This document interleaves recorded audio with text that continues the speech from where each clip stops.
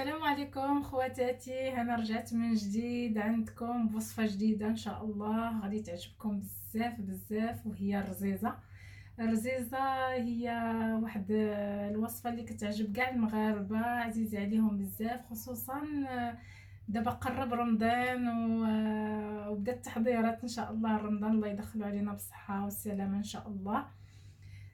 رزيزه بنت بزاف ديال العيالات والبنات كتجيهم صعيبه بزاف، داكشي علاش قررت اليوم اني نشارك معكم الوصفه ديالي اللي انا ما عمرني شفتها في اليوتيوب، ما عمرني شفت شي وحده يعني دارتها، وداكشي علاش بغيت نشاركها معكم لانها سهله. كنقدر ندير حتى 2 كيلو، يعني نعجن 2 كيلو في دقه وكنساليها في اقل من ساعه، يعني ساعه كيكون بالخدمه ديالها بكل شيء ديالها. وانا اليوم غادي ندير معكم فقط نصف المقادير، غندير معكم كيلو ديال الطحين، كيلو ديال الطحين الابيض، الدقيق الابيض، وغادي ندير العجينه، غادي ندير فيها نص خماره ديال الحلوى، واللي بقى ليا غادي نورق به، يعني غادي ندوب الزبده ملي غادي ندوبها غادي ندير فيها شويه ديال الخميره، يعني غادي نشوف شحال غادي يكفاني في كيلو ديال الطحين ديال الخميره. يعني كل ما كندوب الخميره كندوب الزبده كندير فيها شويه ديال الخميره ديال الحلوى وكنورق بها. ودابا غادي تشوفوا ان شاء الله كيفاش غادي ندير ليها في طريقه التوريق ديالها وكيفاش الخدمه ديالها. دابا غادي نعجنها، غادي ندير كيلو ديال الطحين، كيلو ديال الطحين الدقيق الابيض، غادي ندير فيه ملعقه ديال السكر، ملعقه كبيره ديال السكر، وغادي ندير الملح حسب الذوق، وغادي ندير نص، هذه فيها 15 غرام، غادي ندير نص ديالها. يعني في المغرب خماره ديال الحلوى فيها 7 غرام، هي اللي خاص ديرو في المغرب. هذه فيها 15 غرام، يعني هذه فيها الدوبل ديال الكميه اللي كاينه في المغرب. النص غادي نحتفظ به لاستعمال اخر. ودابا خواتاتي راه غادي نعجن بالماء البارد، وخاص العجينه تكون قاصحه بزاف.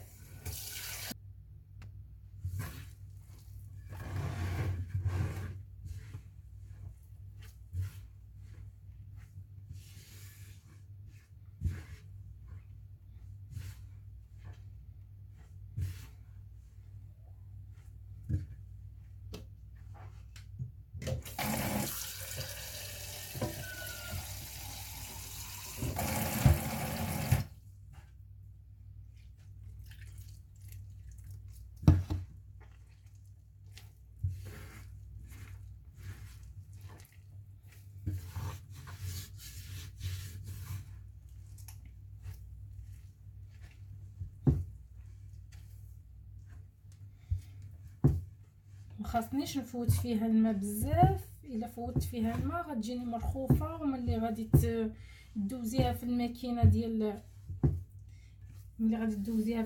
ديال سباغيتي ما غاديش تورق لك، يعني تلصق العجينه مع بعضها وما غاديش تورق لك. فلذلك يعني خاصك العجينه تكون قاصحه بزاف، يعني واخا غادي تلقاي معاها مشكل الا كانت عندك العجانه بطبيعه الحال.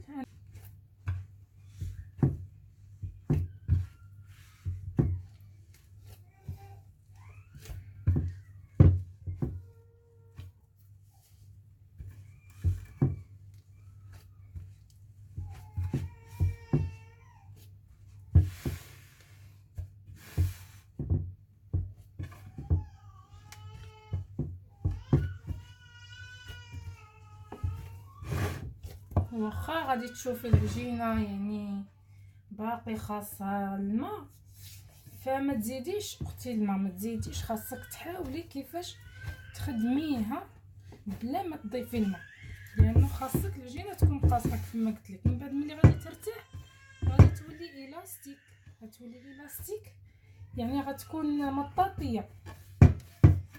من الاحسن ما تزيديش الماء.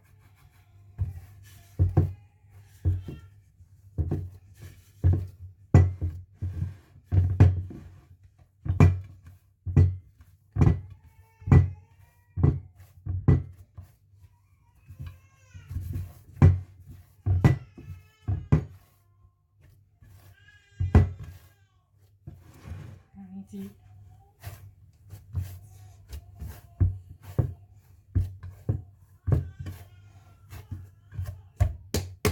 هنا اختي بعد ما جمعت العجينه، هي كتكون قاصحه بزاف، غادي نشدها ونديرها في واحد بابي سولفيريزي وتخليها ترتاح على الاقل واحد نص ساعه باش نرجعوا نخدموا بها. انا غادي نقطعها ونديرها كويورات صغار بحال هكا. غادي نقطع العجين بحال غادي ندير مسمن يعني عادي، ودرت الزبده ذوبتها وحطيتها في هذا الكاس الطويل، كاس هنايا درت نص زبده ونص زيت.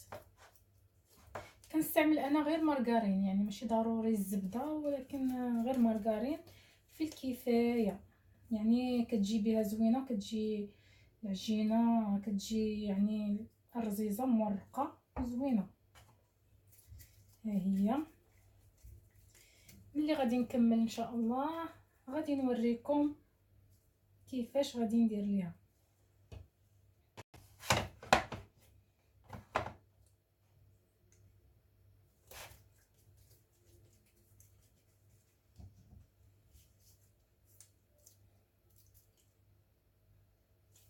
العجينه قاصحه بزاف، داكشي علاش كنلقى صعوبه باش نقطعها، وغادي نخليهم يرتاحوا مازال شويه باش دغيا يمشيو ليا في يدي، دغيا يطلقوا. العجينه ولات رطبه وملسه ما دلكتهاش يعني بزاف، ولا ماشي ضروري دليك ولا عجانه. تقدر الا كانت عندك العجانه تقدري تستعملي العجانه.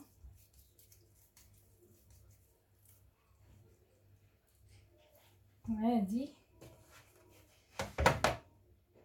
كيلو ديال الطحين كيخرج ليا يعني كميه لا باس بها، اكثر من 10، لا اكثر من 10.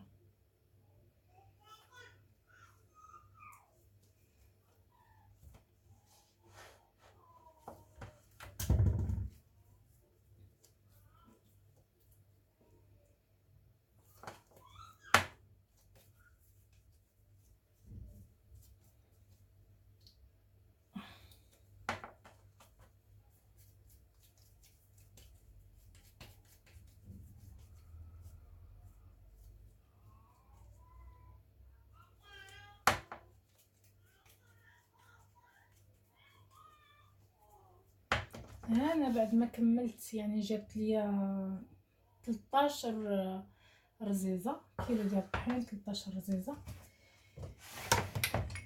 13 كره، باقا ما ولات رزيزه تتولي رزيزه ان شاء الله ونقولوا ولات رزيزه.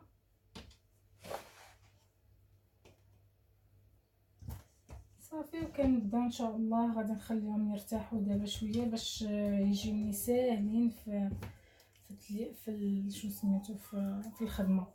هاد الكويورات غادي نديرهم على شكل هكا، على شكل مستطيل، على شكل هكا قطيبات صغار بحال هكا، ندوز عليهم كاملين بحال هكا باش ملي نجي نخدم بهم يجيوني ساهلين.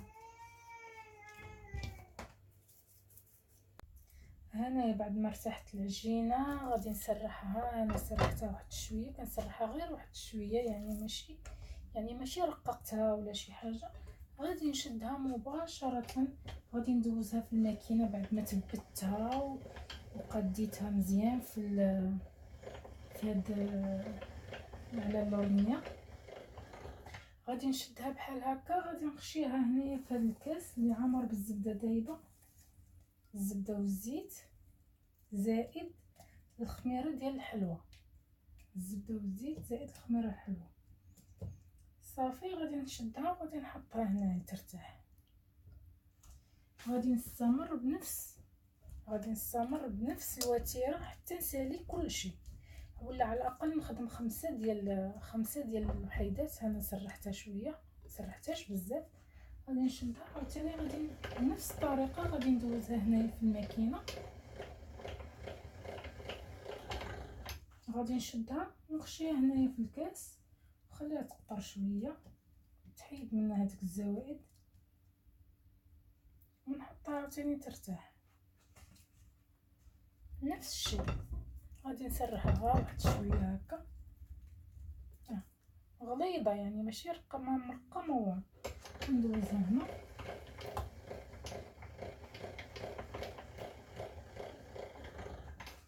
شتيها تاني في الكاس عامر بالزيت والزبده والخميره ديال الحلوه.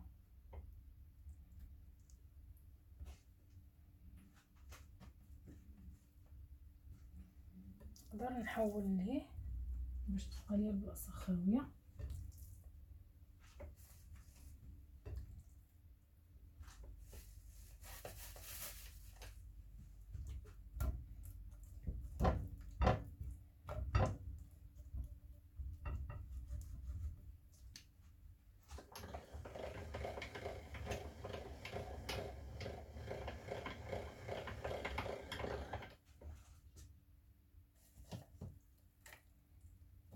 في حالتي يعني الزبده والزيت الا ما قدونيش ما قدونيش انايا عاده كتقدني نص رابعه في كاس ديال الزيت، وكندير عليه نص خماره ديال الحلوه. صافي نخليها ترتاح. غنبقى مستمره حتى نسالي الكميه كلها ونرجع باش نوريكم كيفاش غادي ندوي الرزيزه. انا خواتاتي رجعت لكم بعد ما كملت الكميه كلها. انا غادي نرجع لهذوك الاولين اللي خدمتهم. هذه كانت اول وحده. هذا هو السر ديالها. كنشدها وكنجبدها مزيان.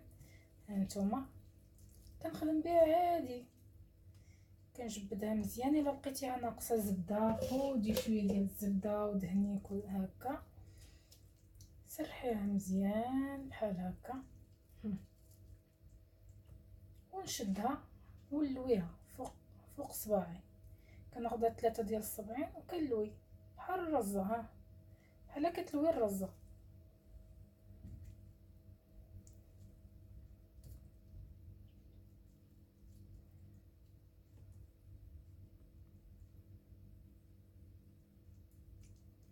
ملي كنسالي كنسل صباعيه وكنحطهم بحال هكا ترتاح. ملي غادي ترتاح غادي نطيبهم وغادي نوريكم الطريقه ديال الطياب ديالها. ما خاصهاش طيب تاني حتى تحرق وتكبس، لانها خاصها تبقى طريه وكتجي رطبه وزوينه هكا. كنلوي من بعد ما جبدتها كنسرحها بحال هكا مزيان وكنلوي فوق صباعي. نهز يدي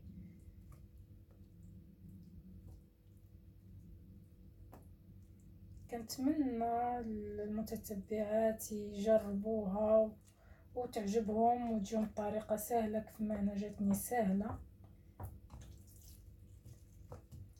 كناخذ الثالثه وغادي نخدم بنفس الطريقه لجميع هاد رزيزات هاد الكوبات اللي عندي دايرين فحال ديال الصوف. هانتو كتلويهم فحال هكا.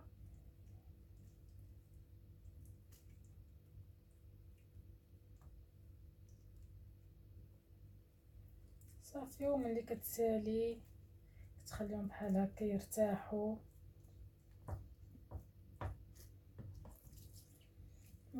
وملي نسالي جميع الكميه غادي ندوزو الطياب ديالها. كيفاش غادي طيب كيفاش نديرو ليها و بعد قليل.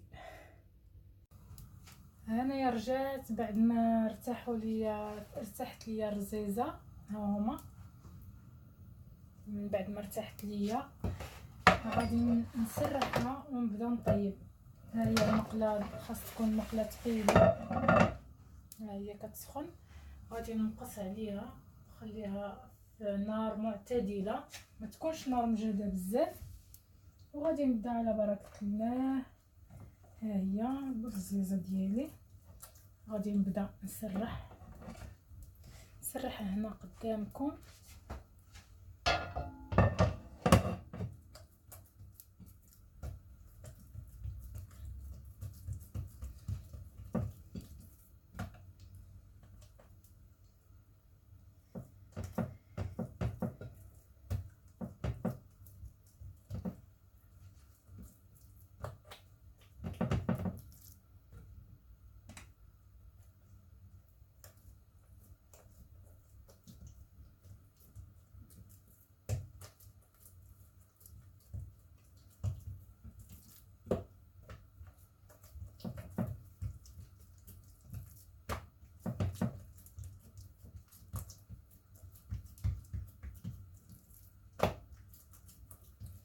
ها هي بعد ما سرحتها غادي نحطها في المقله تكون سخونه مزيان، ما نحتاجش لا نرشها بالزيت لا بزبده لا حتى شي حاجه لانها عامره زبده بارك عليها الزبده اللي فيها والزيت والزبده اللي يعني كتشيط اللي كتبقى سايحه هنايا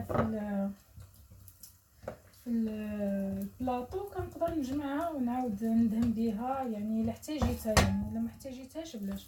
المقله كنقدر ندير حتى 3 ديال الرزيزات في نفس الوقت، يعني دغيا كتسالي ما كتاخذش لك ما كتطلبش منك مجهود. اما الا كانت الرزيزه الا درتي رزيزات يعني انا كنصح المبتدئات يديروا رزيزات صغار من هادو، يديروهم صغار من هادو كتجيك هنايا 5 ديال الرزيزات في المقله، ولا تقدر تجيك حتى 5 ديال الرزيزات في المقله.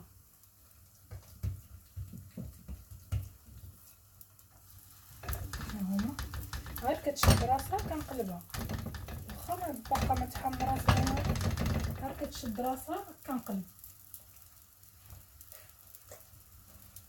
كنوجد هادو اللي غادي نطيبهم المره الثانيه، المقله الثانيه نسرحهم نبسطهم غير واحد شويه حتى نبغي نحطهم في المقله ونزيد نسرحهم.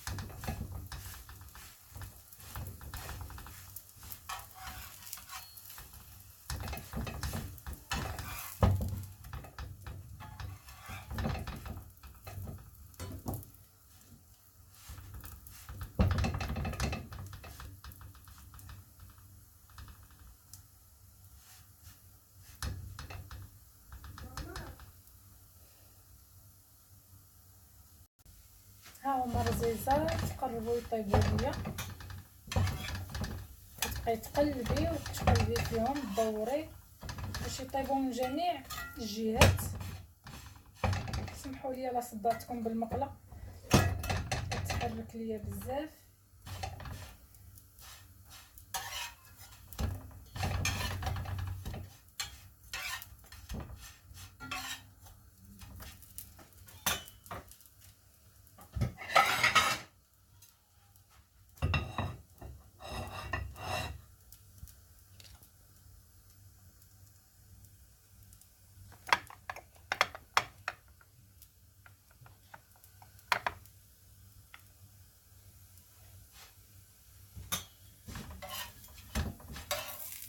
ها هي الرزيزه الاولى من بعد ما طابت، غنفتحها قدامكم باش تشوفوا كيفاش كتجي مرقه،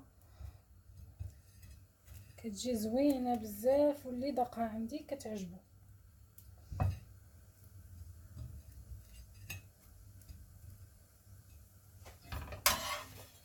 محلوله كتجي محلوله زوينه.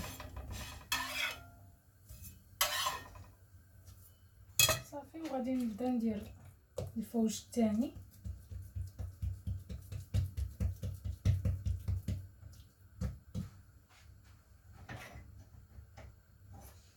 نحيد البقايا اللي زايده هنايا في المقله نحيدهم.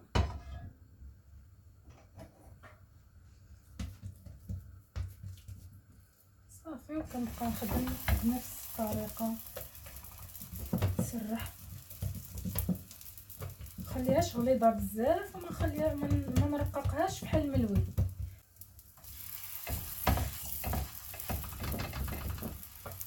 ندير 3 دائما حتى نسالي 3 تنسالي الكميه كامله.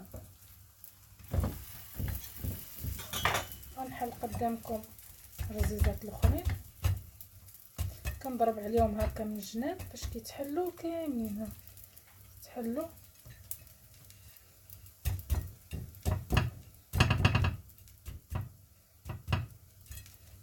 تحل كلها،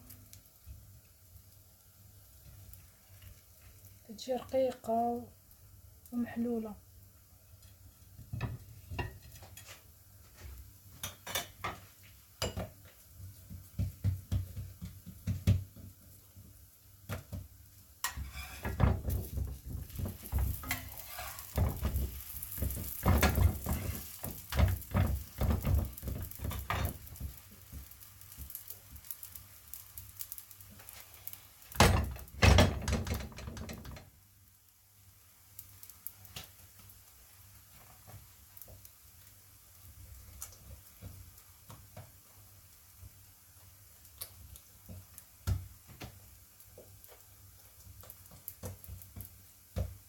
وكنستمر بهذه الطريقة حتى نسالي جميع الرزيزات اللي عندي. وغير ما بغيتش نطول عليكم في الفيديو باش ما يجيكمش طويل وممل، يعني هذا الشيء يعني نفس الطريقه اللي طيبت بها المقله الاولى غادي نطيب به المقله الثانيه، ونتلاقاو من بعد باش نوريكم النتيجه الاخيره. ها هو اخواتاتي، ها هي رزيزه ملي ساليتها وكملتها، هي هذه النتيجه النهائيه. هانتوما كما كتشوفوا رزيزه مورقه بزاف، هانتوما كلها محلوله كامله. تقدروا يعني تقدر تصايبوا بها حتى رفيسه، كيصايبوا الناس بها رفيسه بالرزيزه.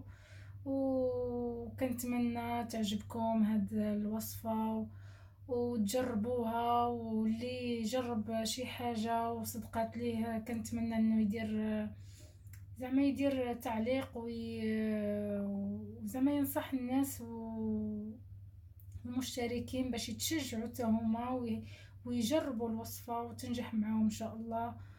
والسلام عليكم، الى المره القادمه ان شاء الله.